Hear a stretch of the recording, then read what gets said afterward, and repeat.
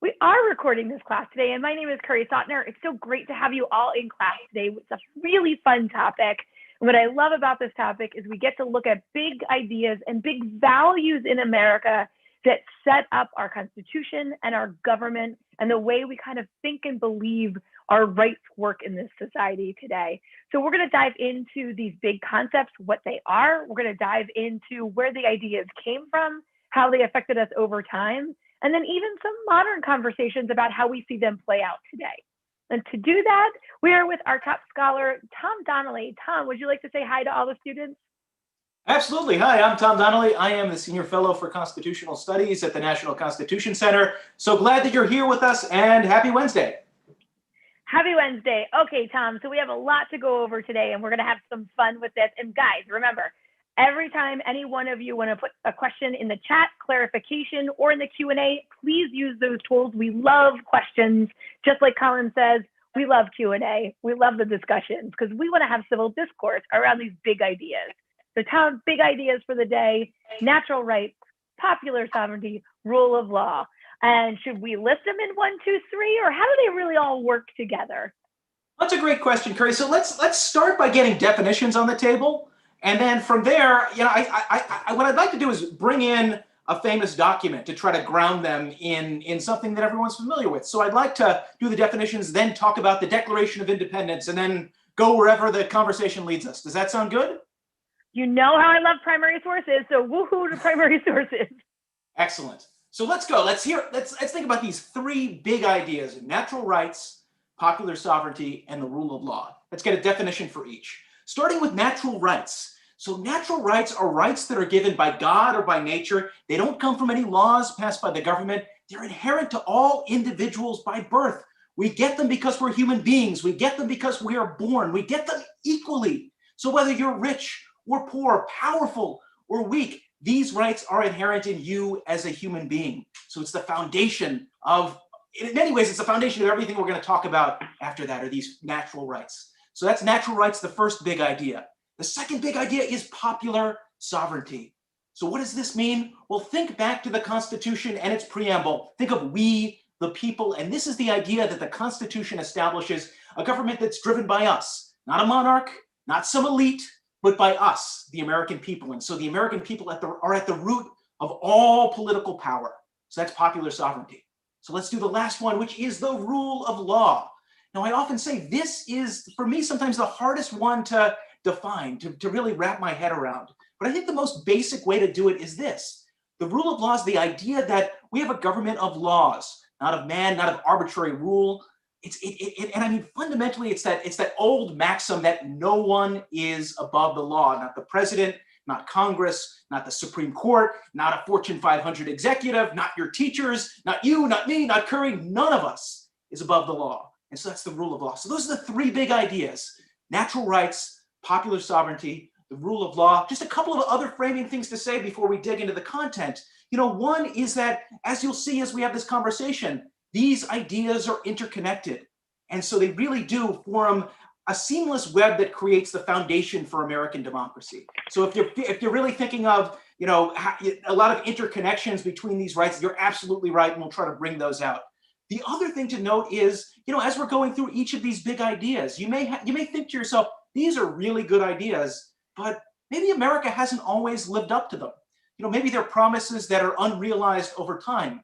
And that's absolutely true as well. I think one way I like to think about American constitutional history is that, it ends up being a tension between our most foundational ideas like natural rights, popular sovereignty, or in the rule of law, and then ways in which we can realize them in practice. So we use these big ideas to criticize our government, to criticize our society, and try to propel us forward.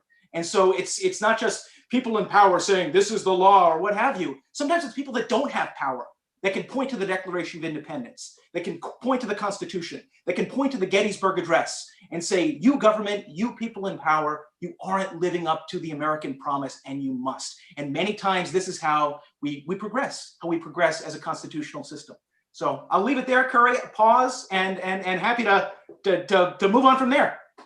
I love that idea. I just wanted to kind of reinforce it with this understanding that, what you said was natural rights are rights because you exist You get them and they are yours, that no one can take them away. And then the idea of popular sovereignty, that the people in America are in charge, are the boss of the government and of our powers in the Constitution. And then 3, the rule of law, that all laws should be equal to the people. And that this is a system that is constantly finding kind of a push and pull and energy from the different sources to keep it moving and to keep it intact and to keep it working.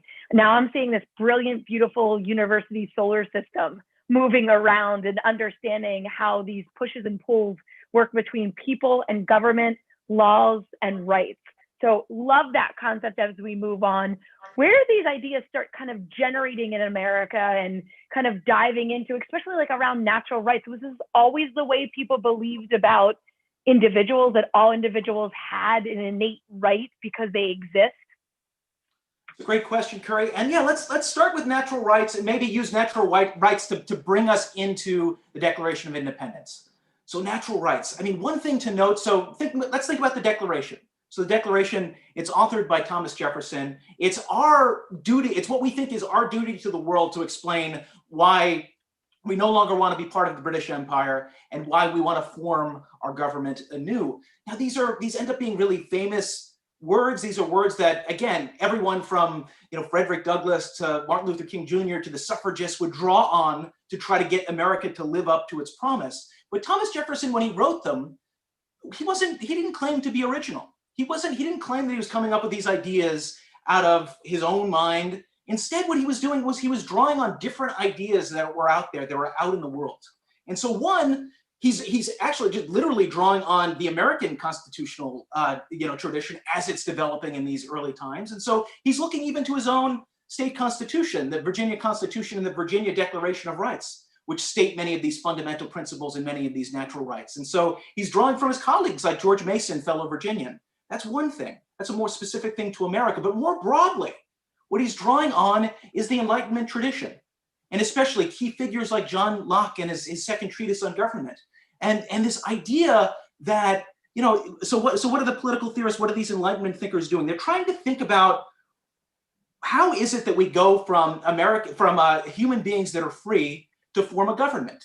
So it's this big thought experiment where they look at human beings in a state of nature.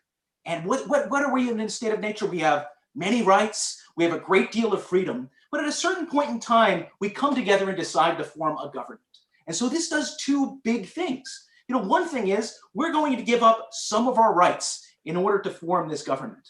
But at the same time, the government is then going to owe us a duty to keep us safe, to promote our happiness, to protect our various liberties, our various rights. And what this ends up creating is this idea of a social contract.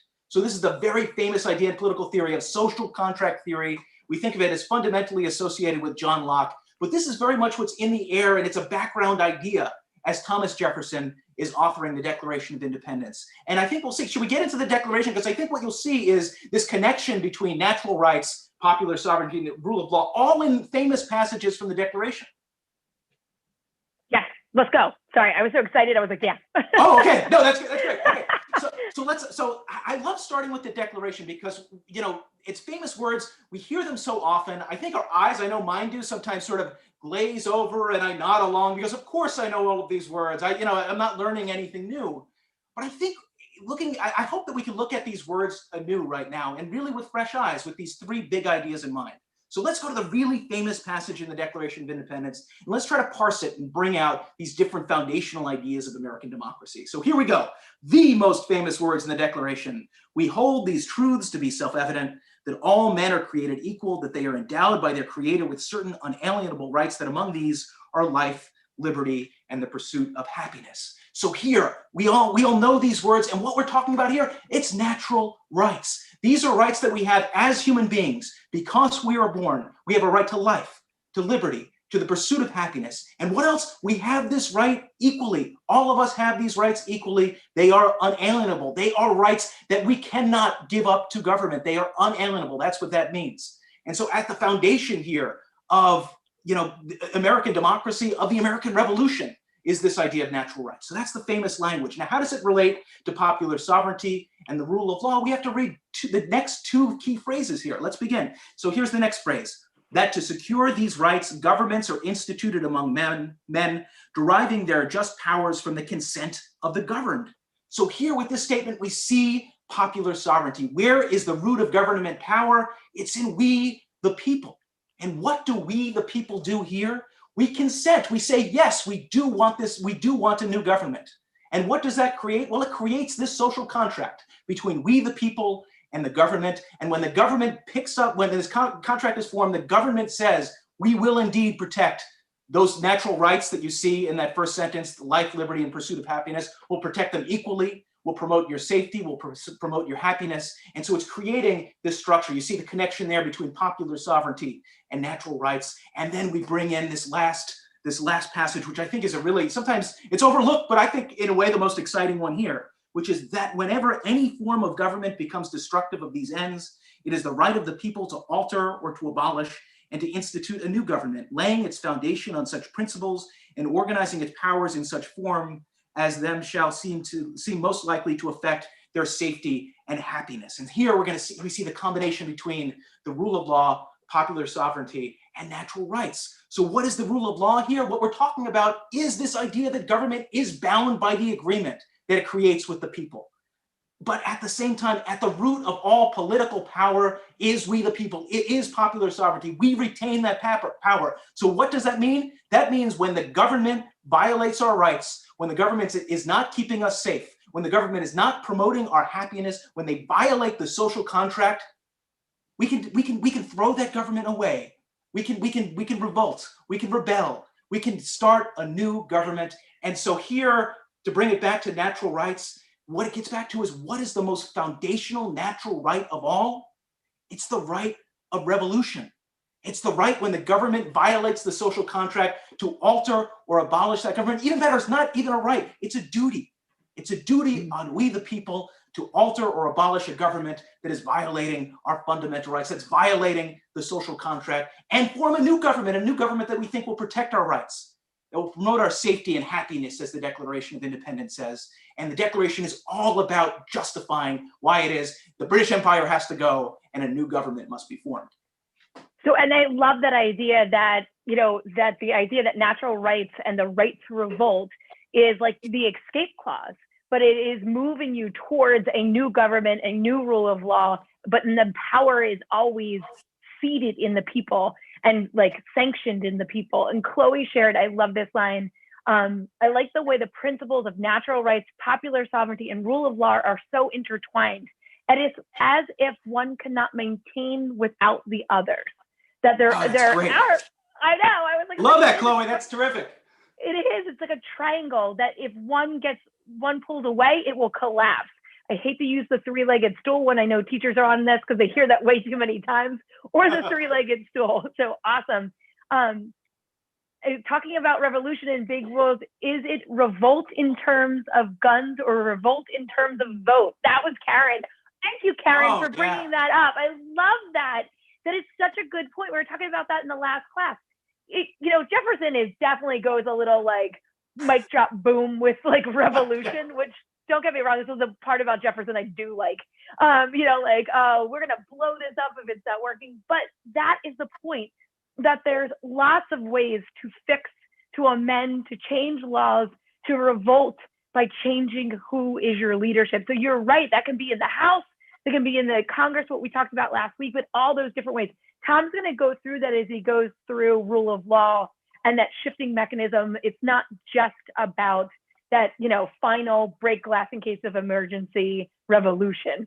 But great, keep going, Tom, and we'll kind of pull those questions. But I mean, fundamentally, it is a break glass in case of emergency. We do retain that always as a sovereign people. That's the root of popular sovereignty. But should we talk a little bit more about popular sovereignty? I think this might be a good way to think about the relationship. You have to talk me into that. Yeah, I know. So because you're totally right to bring up this tension between the complete turmoil, the complete chaos that can be brought about by revolution versus the regularity that can be brought in through the rule of law. And there's a necessary friction over time between wanting to create structure, to create, formal law, and the need to really shake up the system every now and again. And so, I think if what you're looking, let's return to the founding generation, actually. I think they're the right way to think about this tension between revolution and constitutional reform. Because I think if we're project, so we were at 1776 with the Declaration.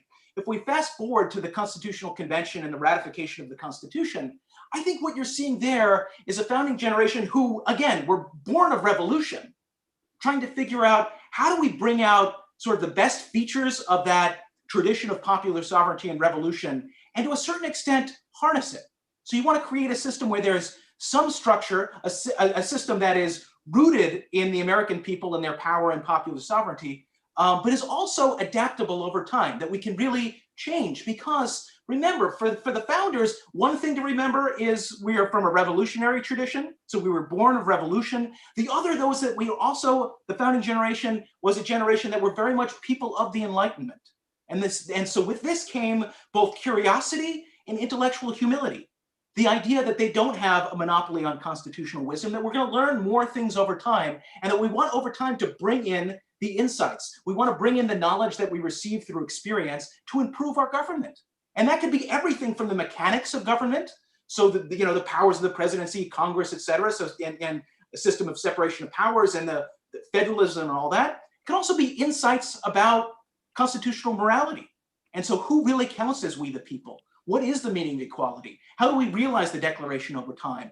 And the way in which we create the Constitution is to create a system that allows us to bring all of those ideas in, the good ideas in and into the Constitution. So what did the founding generation do at the Constitutional Convention and with the ratification thereafter? Well, they try to replace revolution by arms with a revolution by votes.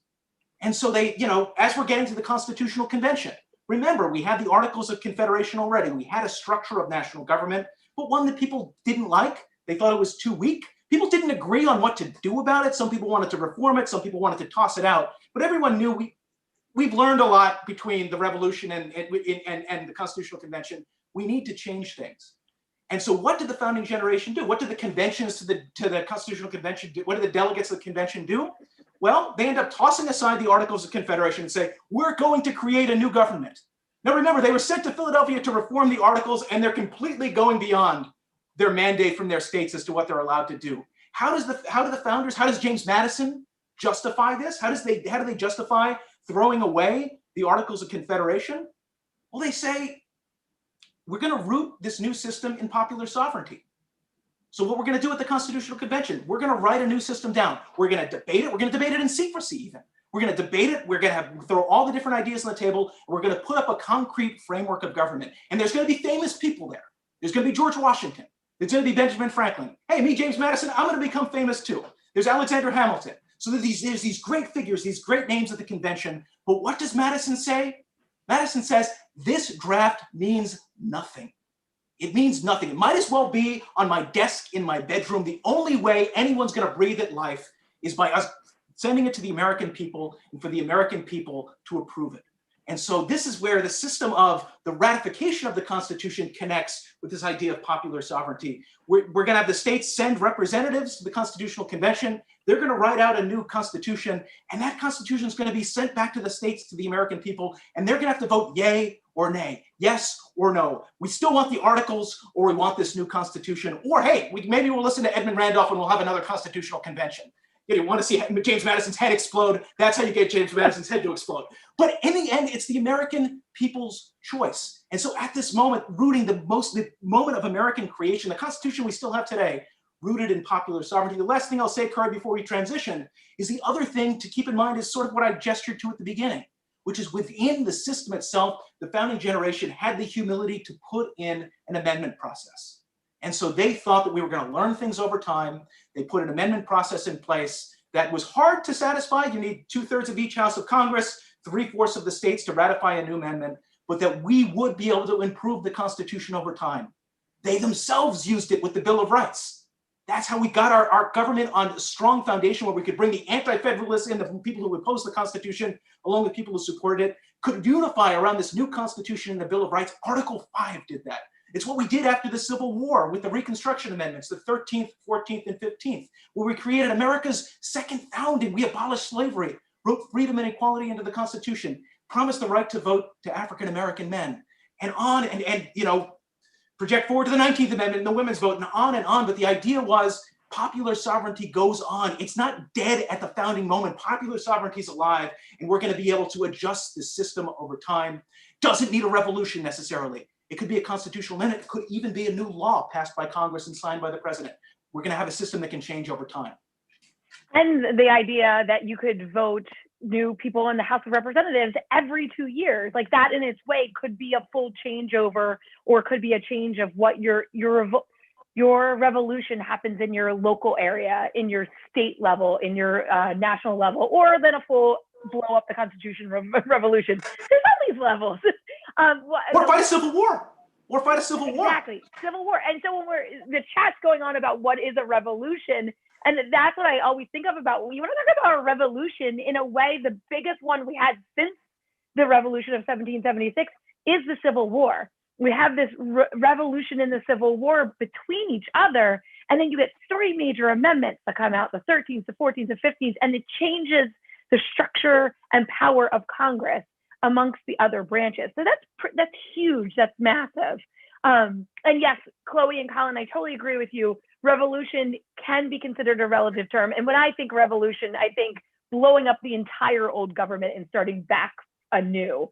But there are different versions of it. One thing I wanted to say about popular sovereignty, since we referenced Akhil at some point today, Akhil Amar always said it was my favorite thing ever, that this idea of popular sovereignty that's born in the Constitution, when Madison says, no, this piece of paper needs to go back to the people to be ratified, to say that people need to give it power. It's almost like they have to energize it, like charging a battery before it can actually work.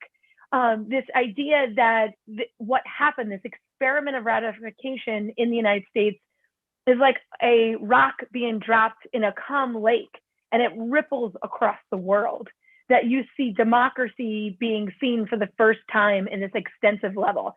Just as a side note, this is why Philadelphia is the first World Heritage City in the United States. It's because of this moment in time happens in Philadelphia and ripples across the world. Okay, I'll get off my Akhil soapbox unless you want to add anything. Well, let me just say, in honor of Akhil. So Akhil Amar is a great constitutional scholar at Yale Law School and a great friend of the Constitution Center. In honor of him, I just want to bring in this great quote from James Wilson, which brings out what you said. So James Wilson of Pennsylvania, often forgotten, but a key figure at the Constitutional Convention, a key Federalist voice in support of the Constitution at the during the ratifying debates. And here, this is him speaking, celebrating the ratification of the Constitution on the 4th of July. And this is him. You could hear how giddy he is at the excitement of this moment of popular sovereignty. Because here he is. Here's James Wilson. You have heard of Sparta, of Athens, and of Rome. You have heard of their admired constitutions, but did they ever furnish an exhibition similar to that which we now contemplate? Were their constitutions framed by those who were appointed for that purpose by the people? After they were framed, were they submitted to the consideration of the people? The idea that they were present at a moment of constitutional creation, the founders were, and that in the end, they were putting their own fates in the hands of the American people and allowing the American people to take on their own constitutional fate. It's just an exciting moment. It is. And let's be honest about this exciting moment of this concept of popular sovereignty at that time. It doesn't fully, and we talk about we the people, it doesn't fully include all of we the people. So I just wanted to take one beat on that before we jump to rule of law. Oh, absolutely. So I mean, there's 2 ways to look at this moment.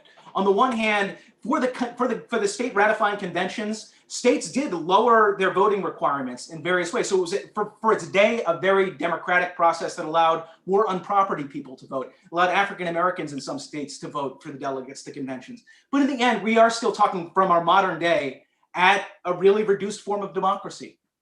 No female voices, many African Americans excluded, many people who didn't have property excluded. And so the way I always think of these, Curry, is for each of these ideas, popular sovereignty being one of them, is that we're laying down a foundational principle that then allows later generations to lay claim to and say, government, you are not living up to this. We need to do a better job. And so whether it's we the people with their, if we're looking at American history, what's the story? Well, part of that story is bringing more people into the we the people. So with the 15th Amendment, African American men, with the 19th Amendment and the Voting Rights Act of 1965, all African Americans and also women, and on and on. And so it allows, by these principles being, at the foundation of American democracy, it allows even political outsiders to say, no, there are these foundational principles: popular sovereignty, natural rights, rule of law, and I'm going to lay claim to them myself. And America, you can do better, and I'm going to fight for it.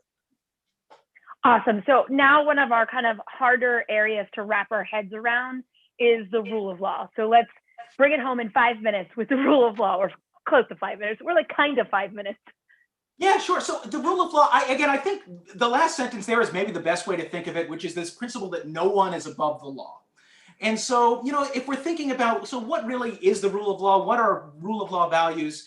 I go to an example from our honorary chair, Justice Neil Gorsuch, who gave the example of Emperor Caligula of Rome. And so this is the idea that with Caligula, what did Caligula do? What did the emperor do in terms of laying out the law? Well, the emperor wrote out the law in super small print and put it at the top of posts so people couldn't see it. So people didn't know what the law was there, but the people couldn't see what it was. They didn't know what was legal, what was illegal. They didn't know whether they could be punished or not punished. And so what this really did is it made it so that basically anyone could be punished for anything as long as Caligula said so. And so there's no process, there's no fairness, there's no equality, there's no requirements of reason before punishment. There's no nothing. It's just the whim of a single person. There is no real formal structure to allow us to really carry out our lives in a legal way. And so what are the big principles here, Curry? What do we pull from this story? Well, what are the key rule of law values? Well, one, we want the law to be knowable by the people. We really do want the people to know what's legal, and what's illegal. And the classic example is the Constitution itself. It's short. We're all supposed to be able to read it and understand it. It's what FDR said. It was a people's document, not a lawyer's document. And so that's, deep in the American tradition. So we want the law to be knowable. We want it to be understandable by average people. We want it to be possible for people to follow the law. We don't want a law where it says, Tom Donnelly, you must be able to fly, otherwise we can throw you in jail. We actually want something that the law needs to be something that people can carry out. We want the law to be applied equally and fairly. And we want to provide advanced notice of what's expected. So again, this is the idea that before we act, we want to know what's legal and what's illegal. And so, that's sort of a theoretical way to look at the rule of law, but how do we really bring it home in the American constitutional system? Well, I think more broadly, it's the idea that our branches of government, our political leaders are going to be accountable to the law. That's the president, that's Congress, that's the Supreme Court. And, so if we're looking at the president and Congress, especially, their actions are going to be reviewable by courts of law to decide whether they're constitutional or unconstitutional. But more fundamentally, and going back to popular sovereignty, we, the people, are going to evaluate their actions too, through public discourse, through conversation, through debate, by criticizing the government, but also through our votes. If they act unwisely or they act unconstitutionally, we have the power to throw them out of office. And so that's popular sovereignty connected to the system of accountability, which in the end is going to hold the government actors to the bargain that we the people made, the rules that are in place.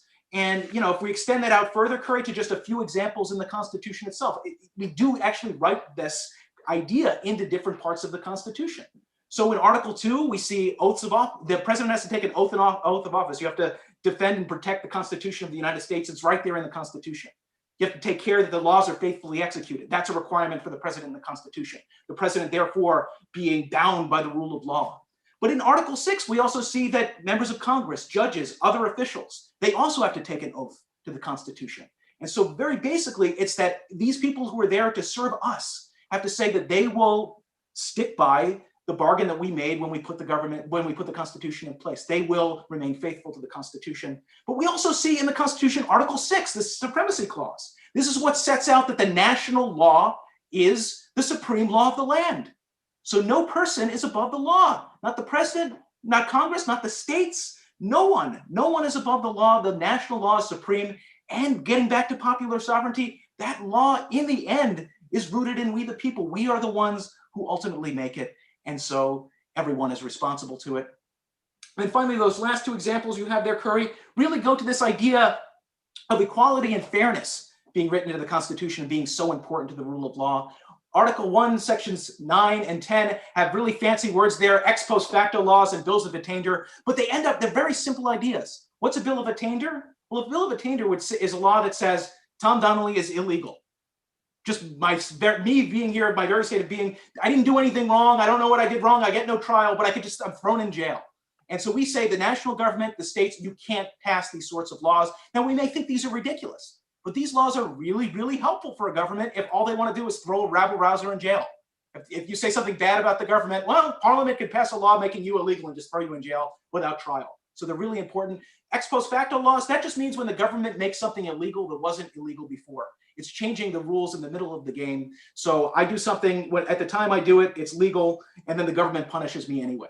And that's fundamentally unfair. The final thing there, Curry, is the 14th Amendment, where we have the Equal Protection Clause, where we promise equal protection of the laws to all persons in the United States. And I think the way to really think about this is that it's taking a lot of principles that were already there in the American constitutional tradition, were already there in the Declaration of Independence, and it's writing it into the Constitution and applying it equally to everyone. And I mean, that's why we always love to call it America's second founding.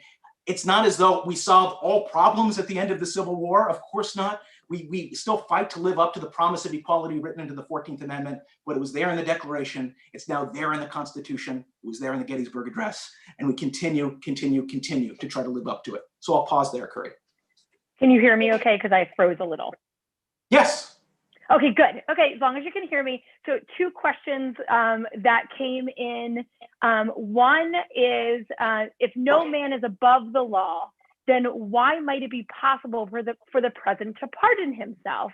And Karen asked about, is there any kind of like loopholes in no person is above the law? And we had this question on Monday as well. And then one final question that was actually the question that we started with from Colin that I love around this. And Colin, let me see if I can find it exactly, because I'm probably going to butcher it. But the idea when we're talking, and I put up Lincoln for you, when we're talking about the Gettysburg Address, the question really wraps around, is our Constitution a set of values, or is our Constitution law, and how does the values of natural rights and popular sovereignty, we the people, work into that? So Colin, you can put it back in the chat so I can re-say it to Tom without butchering it. But so those 2 pieces. So when we're talking about no person is above the law, could the president pardon themselves? And then the idea of values, Gettysburg Address, and those 3 big concepts we started with. So bring us home, Tom. So really, really small and easy questions, not at all significant. Sorry, just saved like 2 minutes for you. So let's begin with the pardon question first. I mean, there is always, there ends up being one. Let me just take the question on its own practical terms, and then I'll speak more broadly about it. So one, can the president pardon himself? Constitutional scholars debate over whether or not the president can. No president has tried to.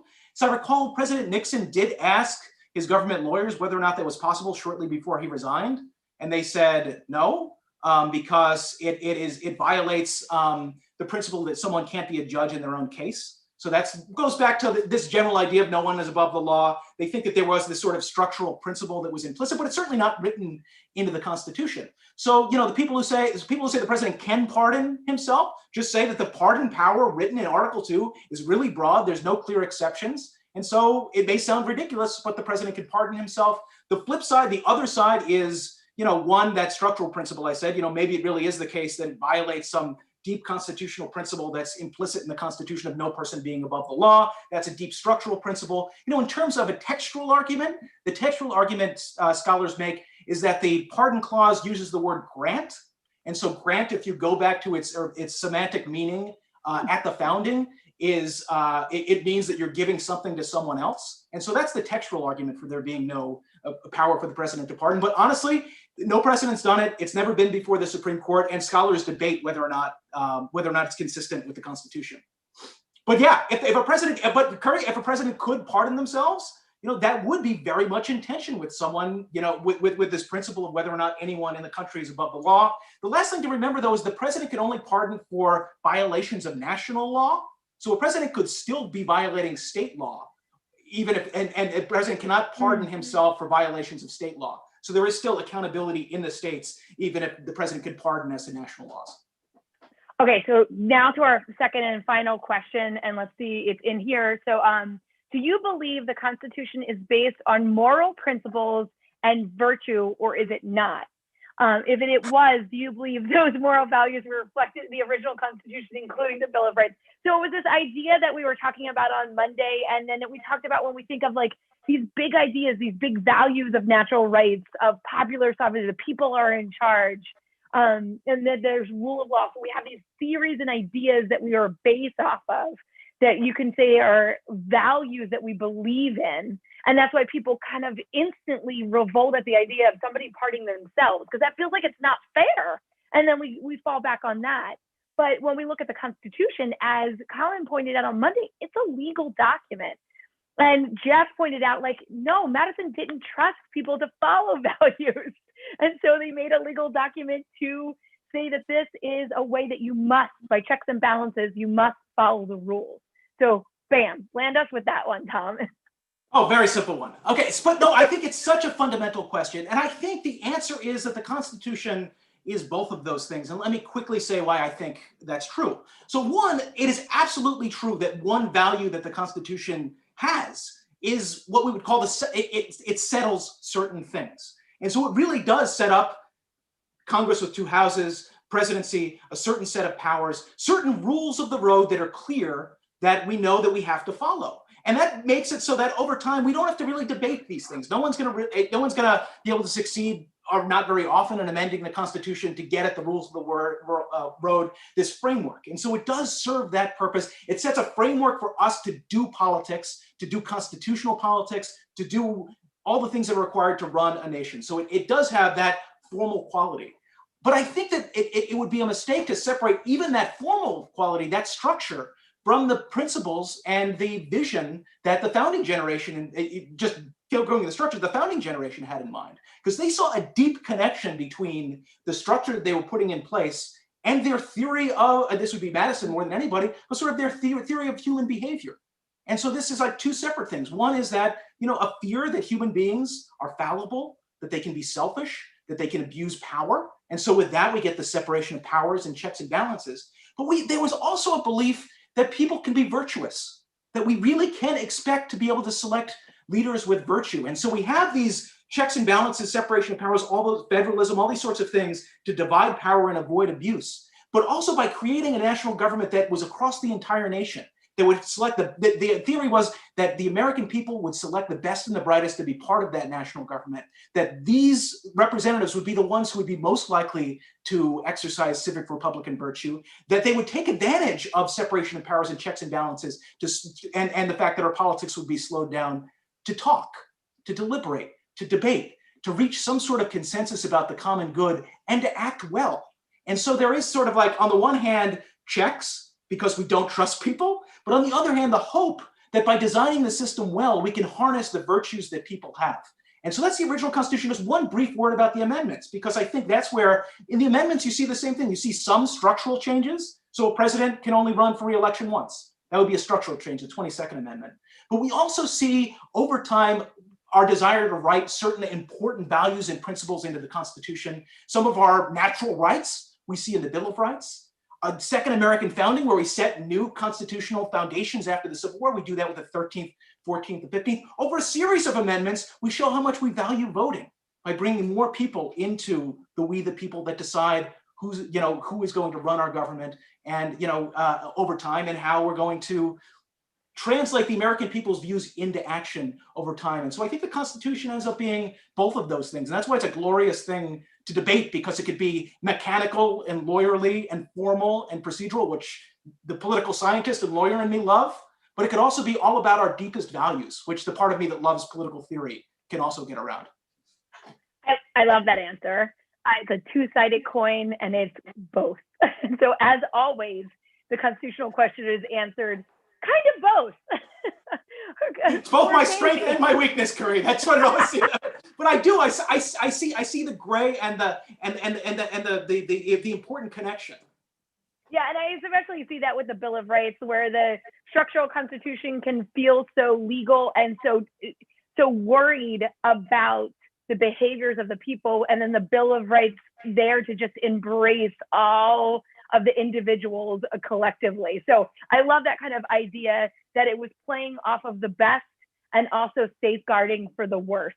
So I really, really love that idea. So, okay, everybody, what a great class today. What an awesome discussion. The chat was blowing up. You guys were fantastic. Thanks, I really appreciate you, Colin and Chloe. They were cracking me up in the chat and everybody chiming in. Very fun day. Thank you so much, Tom.